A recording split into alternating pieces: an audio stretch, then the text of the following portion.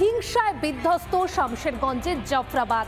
সেখানে walk of আইনের বিরোধিতার নামে চলেছে তাণ্ডব। একের পর এক হিন্দুদের বাড়ি দোকান সেখানে লুটপাট করা হয়েছে, ভাঙচুর করা হয়েছে।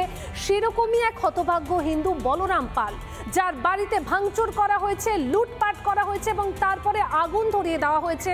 তারপরেও তিনি গ্রাম ছাড়তে নারাজ।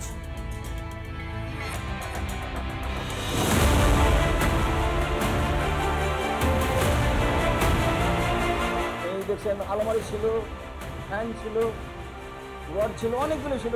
লুটপাট করার পরে যতগুলো ছিল সব করার পরে আগুন লাগিয়ে। শুনলেন কি বলছেন ইনি? প্রথমে বেপরোয়া লুটপাট, তাতেও মন ভরেনি দেশ বিরোধীদের। লুটপাট করার পর আগুন লাগিয়ে দেয় গোটা বাড়িতে। ইনি মুর্শিদাবাদের জাফরাবাদের বাসিন্দা বলরাম পাল। মাটির কাপ, প্লেট সহ বিভিন্ন পাত্র বিক্রি করে সংসার চালাতেন। ওয়াক অফ বিরোধীদের হামলায় তার বাড়িটা আজ শুধুই ধ্বংসস্তূপ। আন্দোলনের নামে একেবারে গুন্ডামি করা হয়েছে, নৃশংসভাবে অত্যাচার করা হয়েছে বলরাম পালের বাড়িতে। বলরাম পাল নিজে মাটির বিভিন্ন জিনিসপত্র তৈরি করতেন। এই যে এখানে দেখতে পাচ্ছি কাপ, চায়ের কাপ, কিন্তু সমস্ত কিছু পুড়িয়ে দেওয়া হয়েছে। এই যে মাটির হাঁড়ি ভেঙে চুরে ফেলা হয়েছে। এর পাশাপাশি আরেকটা ছবি দেখাবো, একেবারে খুব কষ্টের ছবি। এখানে বলরাম পালের পরিবার পুজো পার্বণ করত। এই যে শঙ্খ, কিভাবে শঙ্খটাকেও পুড়িয়ে দিয়েছে, নৃশংসভাবে পুড়িয়ে দিয়েছে দুষ্কৃতীরা। এখানে পুজোর যে সমস্ত সরঞ্জাম ছিল সমস্ত কিছু একেবারে তছনছ করে ফেলা হয়েছে। আমার বাড়ি ঘরে যা ছিল সব পুড়িয়ে দিয়েছে, সব পুড়িয়ে দিয়েছেন। তো সবগুলো আমার কোনো ডকুমেন্টস নাই, আমার সব পুড়িয়ে দিয়েছে, জালে পুড়িয়ে। হ্যাঁ, টাকা পয়সা মোটামুটি 50,000 টাকা আমার নগদ ক্যাশ ছিল। অপরাধ কি ছিল? আমাদের অপরাধ কি ছিল ওরাই জানে। আমাদের হিন্দু হওয়ার জন্য এই কাজটা। বাড়ির যারা বাসিন্দা রয়েছেন তারা কিন্তু এই গ্রাম ছেড়ে যাননি। তারা জানাচ্ছেন মরতে হলে এখানেই মরবেন।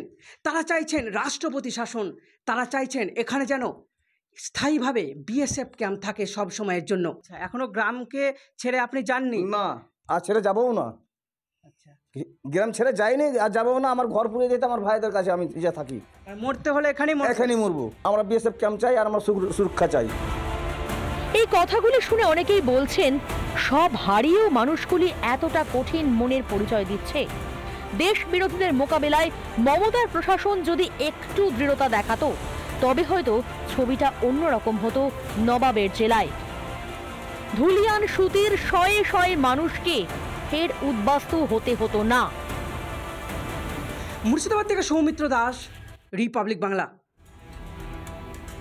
এই জাফরাবাদেই বাবা ছেলে হরগোবিন্দ দাস ও চন্দন দাসকে নৃশংসভাবে কুপিয়ে খুন। আর সেই খুনকাণ্ডে গ্রেপ্তার হলো আরও এক পুলিশের জালে পড়শি জিয়াউল শেখ। আর এই জিয়াউল শেখ গ্রেপ্তার হতেই মুখ থুবড়ে পড়ল শাসক দলের বহিরাগত তত্ত্ব।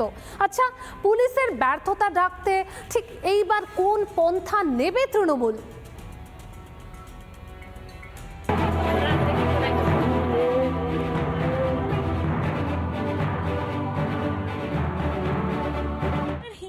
জ্বলে পুড়ে খাক কার্যত মুর্শিদাবাদের জাফরাবাদ, বেদবোনা, দিঘরির মতো একাধিক হিন্দু গ্রাম। হরগোবিন্দ দাস এবং চন্দন দাস, তাদের যে পরিচয় সেটাই হয়তো তাদের দোষ ছিল। নৃশংস তাণ্ডব চালানো হয় বাড়ির মধ্যে, কুপিয়ে খুন করা হয় বাবা এবং ছেলেকে। বাবা ও ছেলেকে খুনের ঘটনায় গ্রেফতার আরও এক। উত্তর দিনাজপুরের চোপড়া থেকে গ্রেফতার জিয়াউল শেখ।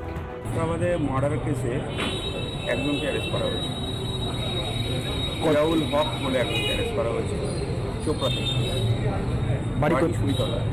জিয়াউল হককে যে সিসিটিভি দেখতে পাওয়া গিয়েছিল এটা হচ্ছে সেই সিসিটিভি ফুটেজ কোনোভাবে না পায় পুলিশ কিংবা কোনো এজেন্সি, সেই জন্য তারা কি করে এই যে সিসিটিভি তার ছিঁড়ে দেয়।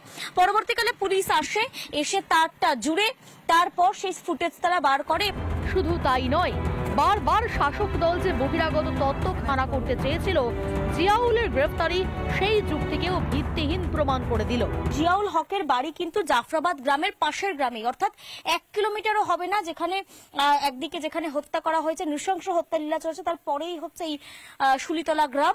সেই 1 কিলোমিটারের মধ্যেই হচ্ছে জিয়াউলের বাড়ি। এই শুলিতলাতে যে পরিবারগুলো ছিল তারা এই মুহূর্তে ফেরার। জিয়াউল হকের যে পরিবার, তার পরিবারও এই মুহূর্তে এখানে থাকছে না। স্বজন হারিয়ে এখন হাহাকার করছে পরিবার। অভিশপ্ত সেই রাতের স্মৃতি এখনো তাড়িয়ে বেড়াচ্ছে হরগোবিন্দ ও চন্দন দাসের স্ত্রীকে।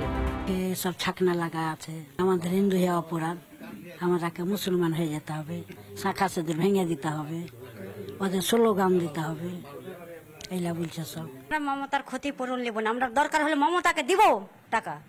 নেবে মমতা? মমতার তো একটা ভাইপো আছে, টাকা আমরা মেরে দেবো, আর মমতাকে আমরা 20 লাখ টাকা দিয়ে দেবো। নেবে? টাকা দিয়ে কিনে নেবে নাকি সবকে?